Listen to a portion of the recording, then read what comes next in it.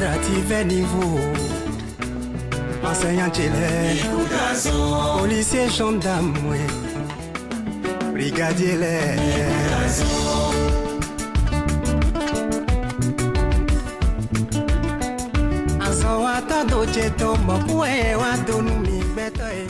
La musique vous revient dans un court instant, mais en attendant, voici la suite de vos programmes. «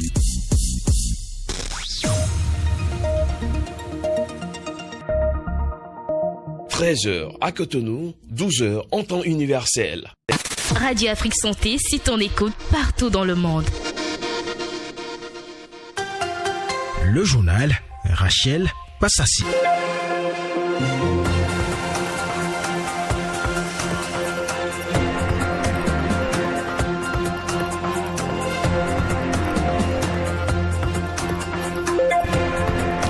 Merci de choisir Radio Afrique Santé en ce premier jour du mois de mai pour vous informer. Au sommaire, célébration de la fête du travail au Bénin, la marche prévue par la CSTB a été plombée par la mobilisation des travailleurs à la Bourse du Travail par la CSA Bénin, la COSI Bénin, l'UNSTB et la CGTB. Qu'est-ce qui a bougé en termes de revendications des travailleurs depuis le 1er mai 2023 dans ce journal? Kassamampo dresse un bilan sombre. Pourtant, tant de suicides au Bénin ces derniers temps et surtout venant de la part de jeunes qui avaient encore tant à découvrir dans la vie, un psychosociologue tentera de l'expliquer dans cette édition. Et nous parlerons également dans ce journal de la banalisation de la chefferie traditionnelle à Abomey-Calavi et Cotonou, le cas des Dards.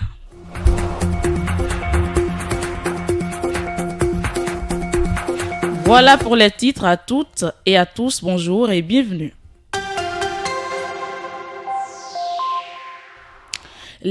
Tous les travailleurs du monde entier sont en fête ce mercredi 1er mai, un jour férié, chômé et payé sur toute l'étendue du territoire béninois. Pas de manifestation en tant que telle au Bénin, si ce n'est le grand meeting de la CSA Bénin, la COSI, la CGTB et l'UNSTB, ainsi que la marche prévue ce jour par la CSTB. L'ambiance à la Bourse du Travail ce matin est à la fête, mais également à la réflexion sur les acquis des travailleurs. Quelques travailleurs rencontrés à la Bourse du Travail parlent de la signification de ce jour pour eux. Le 1er mai, vous savez que ceux qui ont vécu avant nous ont milité fort pour que nous ayons ce jour pour pouvoir fêter le travailleur. Et au Bénin ici, depuis la conférence des forces civiles de la nation, ce 1er mai est pour nous une fête nationale. Et les travailleurs se réunissent pour fêter, pour dénoncer ce qui ne va pas dans le pays. Ça va nous permettre de nous relancer davantage et de nous poser la question sur notre situation actuelle. Et comme vous aurez constaté, aujourd'hui, les travailleurs béninois ne sont pas libres. La barrière policière, la mobilisation policière est très importante. Pour preuve, aujourd'hui, 1er mai, fête de travail, regardez la forte mobilisation policière qui est devant la Bourse du Travail. La situation suscite beaucoup d'interrogations. C'est un rendez-vous de tous les travailleurs béninois pour recevoir, pour se donner la main, pour échanger sur leurs conditions de vie et de travail afin que notre pays se retrouve en meilleur état. Vous comprenez alors la situation actuelle, c'est la joie, c'est la fête, c'est pacifique et nous voulons que tous ceux qui peuvent réfléchir pour améliorer la condition des travailleurs. Parce que la situation aujourd'hui, tout le monde voit que c'est difficile. Nos jeunes frères finissent l'université et ne trouvent pas de travail. Donc la situation nous concerne tous et nous devons tous nous mobiliser pour cela. La Confédération syndicale des travailleurs avait prévu pour ce 1er mai une marche de protestation contre la cherté de la vie, exiger le retour de la dotation de carburant supprimée, l'application de la revalorisation du SMIC et sa hiérarchisation aux travailleurs du secteur privé et bien d'autres. Mais l'initiative n'a pas prospéré en raison d'un dispositif sécuritaire sur place. Norbert Coutor est le secrétaire général adjoint de la CSTB. Ce 1er mai 2024 a été sous l'emprise des gaz lacrymogènes, sous l'emprise de la police. On a de la peine à savoir si on peut encore empêcher quelqu'un d'exprimer sa faim. On a de la peine à accepter ce qu'on a vécu ce matin. La marche, ils ont déjà réussi à disperser. Ils n'ont pas osé dire qu'ils ont interdit. Mais en barricadant toutes les issues qui donnent accès à l'étoile rouge qui constitue le lieu de rassemblement, c'est déjà une manière de dire qu'on a interdit. Mais ce qui est victorieux pour la CSTB aujourd'hui, c'est qu'on a réussi à braver quand même l'arbitraire en marchant sur quelques mètres quand même. C'est déplorable pour notre pays. Et le 1er mai est également un jour de réflexion et de bilan pour les travailleurs. Que peut-on retenir de la satisfaction des différents points de revendication que les travailleurs avaient présentés au gouvernement il y a un an? Pour le secrétaire général de la CSTB, Kassa Mampo, il n'y a rien de satisfaisant. Aucune revendication essentielle des travailleurs n'a été satisfaite par le pouvoir de la rupture. La seule chose qu'on présente, c'est revalorisation des salaires. Et ça, c'est même depuis 2022, décembre 2022, qu'il y a eu revalorisation des salaires. Et quelle revalorisation? On a revalorisé dans le privé le SMIC sans hiérarchiser les salaires. Depuis, combien de patrons privés ont augmenté? Au niveau du public, on a donné, comment on appelle, 3% de revalorisation et 2,4% pour les retraités. On a donné aussi les sur-salaires aux travailleurs en tenant compte des tranches. Et en réalité, c'est les primes qu'on donnait annuellement ou semestriellement qu'on a mensualisé. C'est ça qui fait le sur-salaire en question. Donc, véritablement, il n'y a pas eu revalorisation des salaires. Même lorsqu'on prend le coût de vie, la cherté de la vie, les taxes, les impôts, l'inflation, on constate que l'augmentation s'annule très rapidement par rapport à cette augmentation. Pour le responsable syndical, les choses se sont davantage corsées pour les travailleurs qui ont essuyé cette année de nombreux revers. Kassa Mampo. Il y a un cadre officiel qui existe, qui a même les tests sont prévus le nombre de fois qu'on doit se retrouver par an. Le cadre ne se réunit pas, la Commission nationale de négociation ne se réunit plus. Et quand elle fait semblant de se réunir, c'est quand la rentrée est proche qu'on nous appelle pour dire « Ah, bon, il faut faire diligence ». Les gens étaient à 11 ans de leur retraite. Ils ont même fait des prêts. On vient brutalement les mettre à la retraite. Certains sont morts, d'autres sont paralysés. C'est suffisamment grave. Donc, jusque-là, il n'y a pas de satisfaction contre la faim, la vie chère, les brimades et répressions, l'insécurité. Et pour la souveraineté nationale, intensifions nos luttes sur toute l'étendue du territoire national pour la satisfaction de nos revendications. Parakou l'illustre par des actes répréhensibles, des vols de lampadaires, de batteries en passant par la multiplication de faux billets. Les malfrats sévissent de plus en plus dans la localité. Les détails dans ce condensé présenté par Christelle Botoko.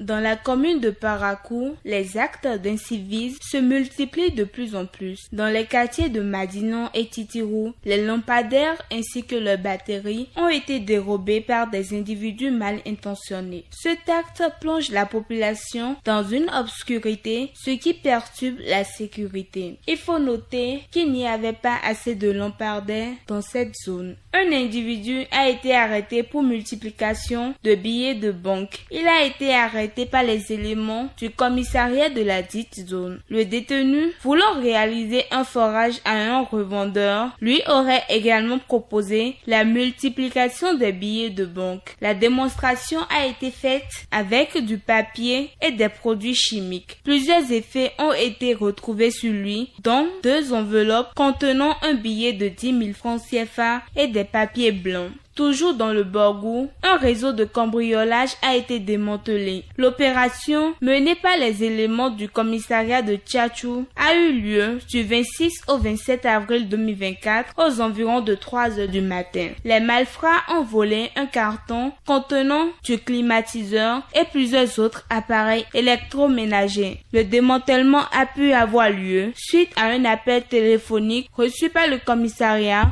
indiquant qu'un jeune serait en possession d'un carton contenant un climatiseur. Les mises en cause seront présentées au procureur de la République près le tribunal de première instance de Parakou. Bien à vous, Christelle Botoukou. Hier, nous avons proposé un reportage sur les étudiantes devenues mères. Aujourd'hui, nous nous intéressons à la multiplication des mères célibataires à Cotonou. Le phénomène paraît banal, mais il est devenu fréquent, jetant du discrédit à la valeur accordée à la famille. Léa Tawema s'est intéressée au sujet. Voici son reportage. Le phénomène fille-mère est un phénomène qui n'est pas nouveau dans ce monde. On constate cependant que ce dernier prend de plus en plus d'ampleur en Afrique, notamment au Bénin. Qu'est-ce qui pourrait être à la base du phénomène fille-mère au Bénin?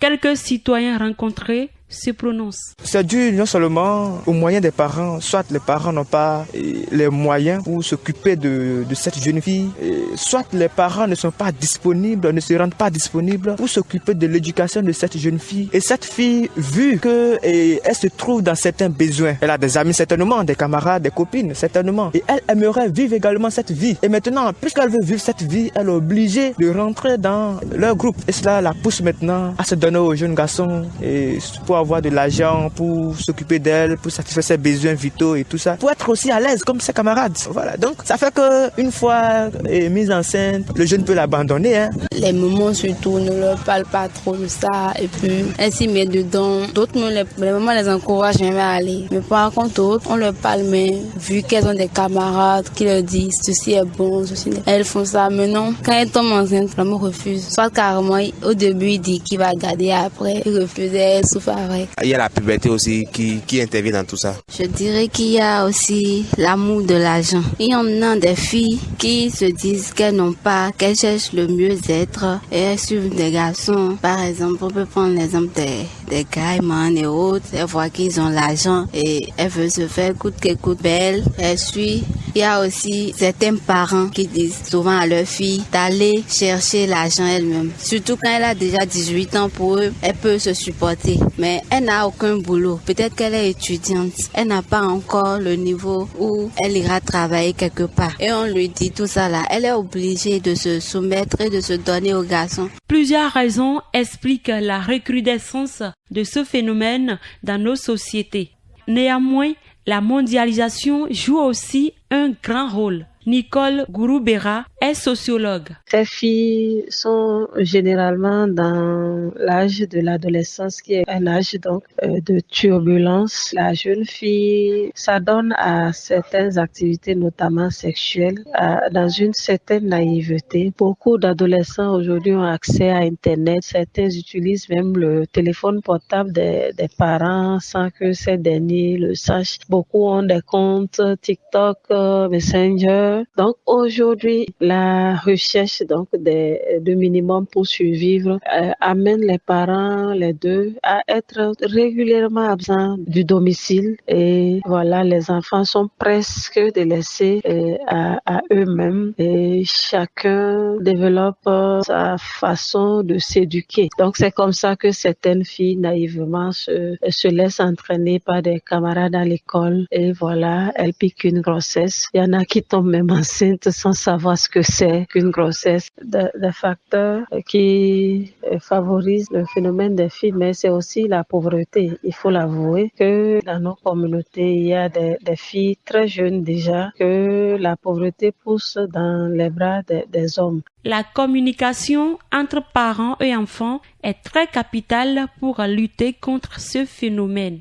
Et justement, restons dans la même tendance pour parler de la planification familiale. Malgré les réticences, elle reste nécessaire pour la survie de la famille.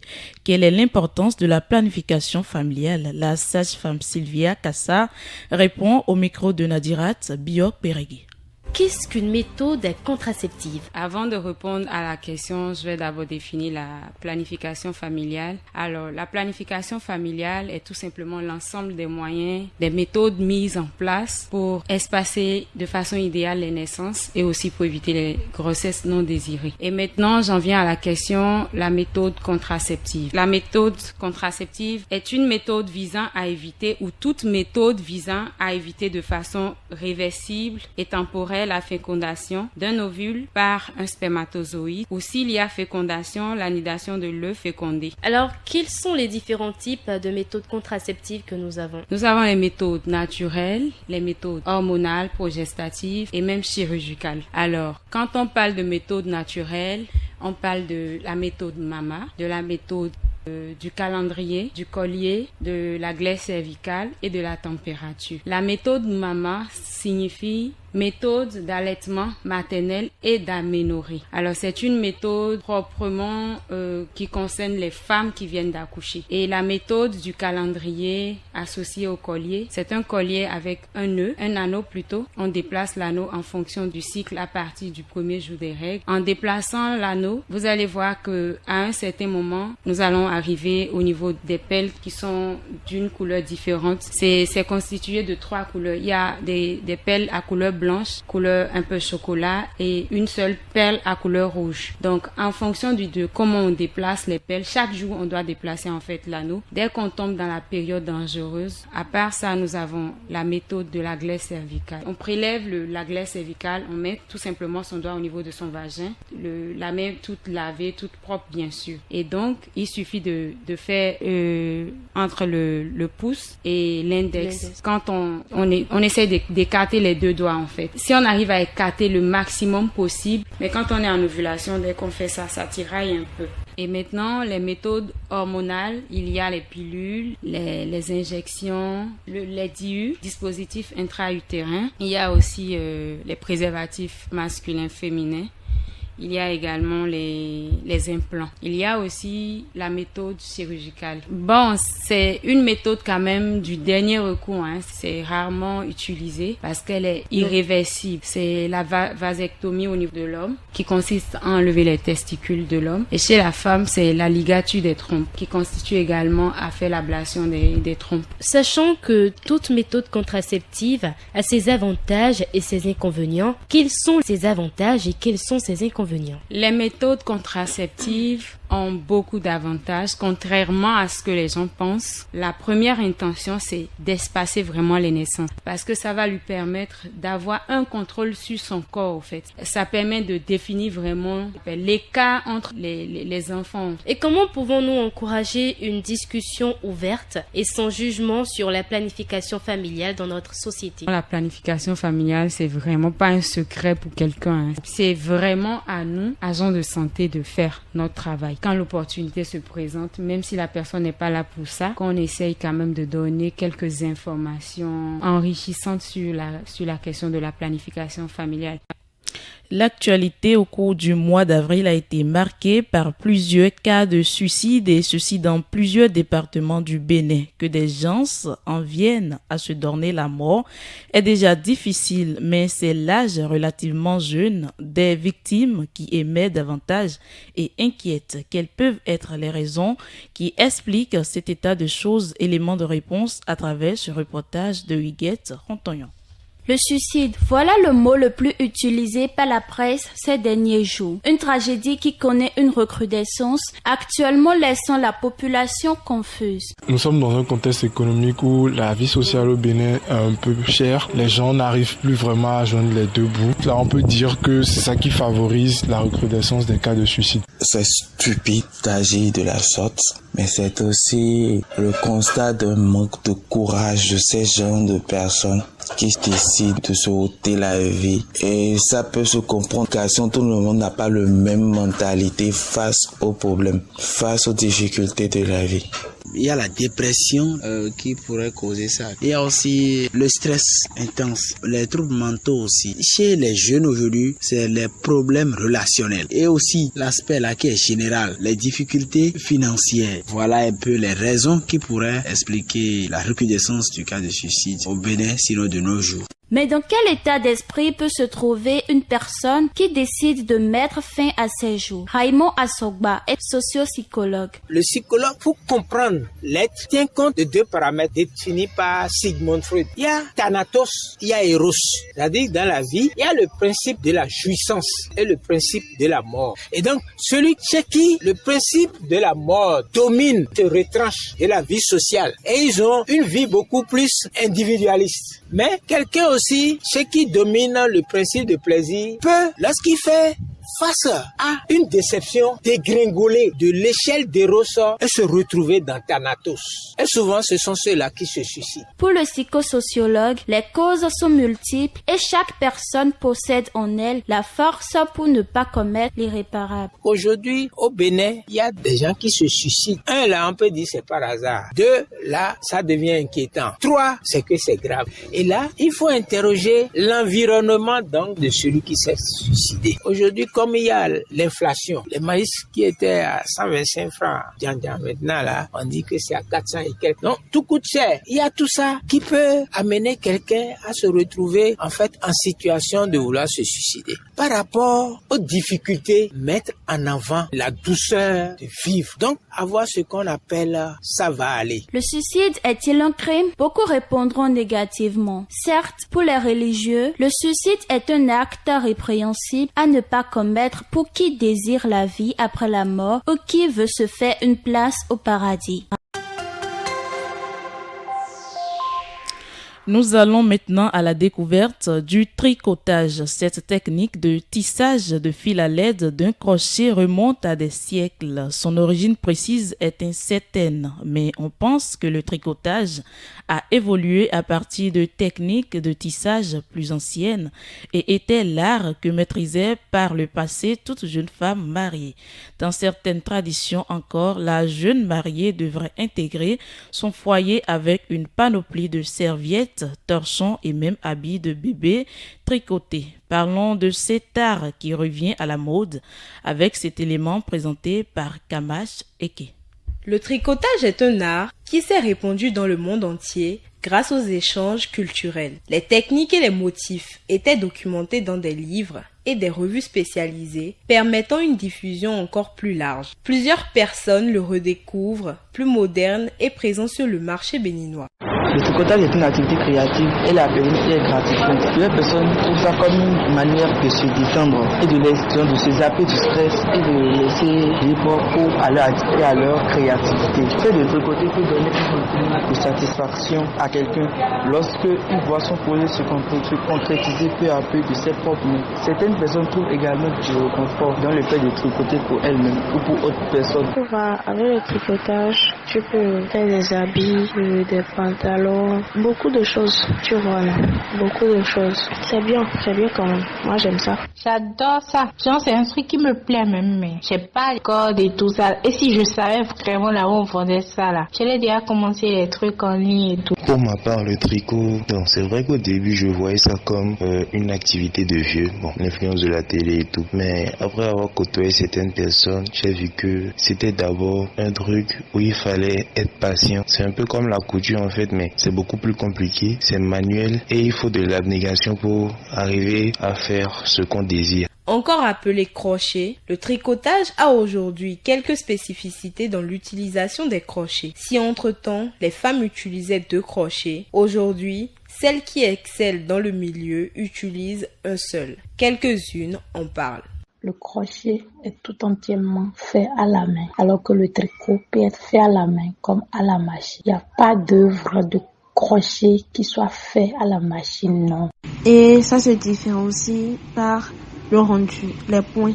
J'ai transformé mon passe-temps en entreprise. Je compte avoir un grand magasin qui vend beaucoup de pelotes, différentes marques de pelotes qu'on ne retrouve pas déjà ici.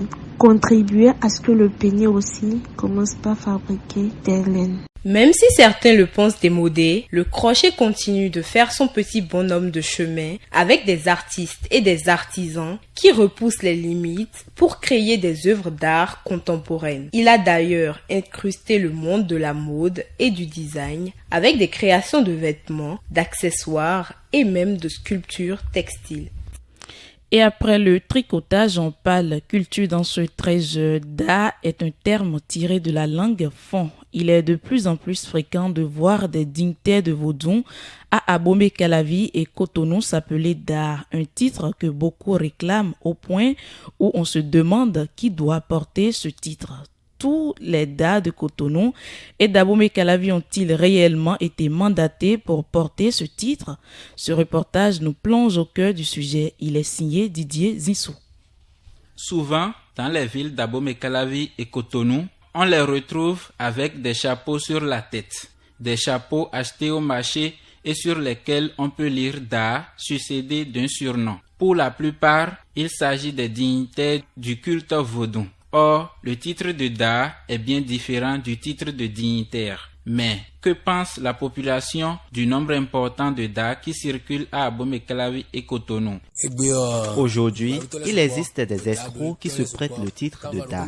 Chez nous à Abomey, c'est le FA qu'on consulte et c'est à lui de désigner celui qui doit être appelé Da. Mais on voit certains, quand ils ont un peu d'argent et sans qu'on ne les ait choisis, ils se disent Da. Aussi, certaines personnes âgées se nomment Da dans leur maison. Or, ce n'est pas une question d'âge.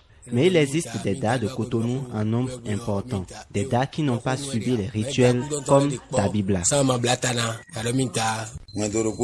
Dans chaque collectivité, il existe un chef qu'on choisit pour être à la tête. À Abomey, par exemple, ils ont l'habitude d'élire les Da, puisque c'est leur aïeux qui le faisait. Mais il y a des familles qui n'ont pas de Da et des individus se nomment Da eux-mêmes. Et ces Da ne sont pas en réalité des Da.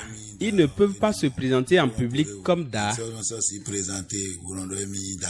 Shakiru Tokosi est un descendant de la famille royale d'Abomey. Il nous donne ici des précisions sur les types de Da qui existent. Il y a 3 types de Da. Parmi les 3 types de Da, il y a 2 types de Da qui sont vrais et le 3e c'est faux. Ce qui concerne les 2 premiers types de Da, il y a Da qui est chef de la collectivité et il y a un autre Da qui concerne les Ahovi, ça veut dire les têtes couronnées, les Da qui restent dans les palais royaux. Concernant Da qui est chef de la collectivité, parce qu'il y a des collectivités, eux, ils n'ont pas un palais, ils n'ont pas un palais royal. Là, eux, ils ne sont pas les Ahovi. Leur Da, c'est celui qui est âgé plus que tout le monde. C'est un homme et ce serait un homme.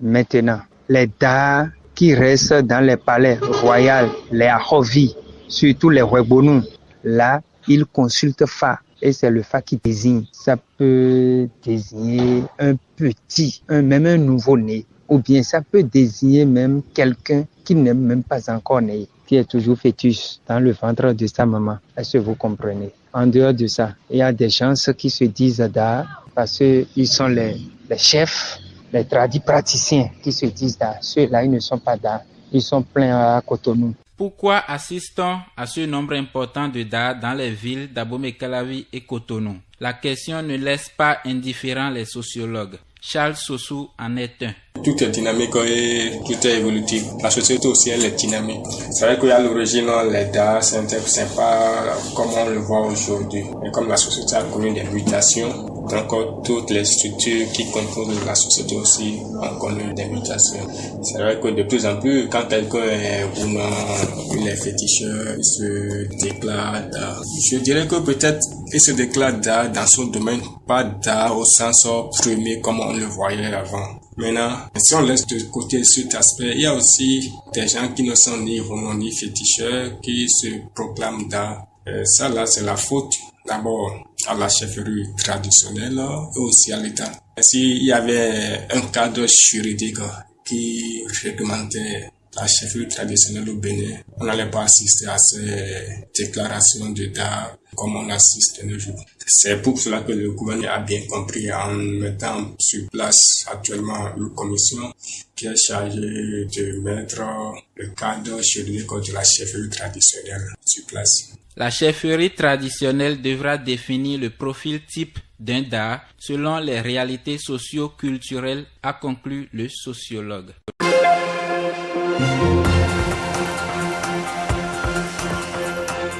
Et c'est sur cette note culture que nous mettons fin à cette édition qu'a réalisé Samuel Okora, mise en onde parfait à Fodéou. Moi, je suis Rachel Passassi. Au revoir.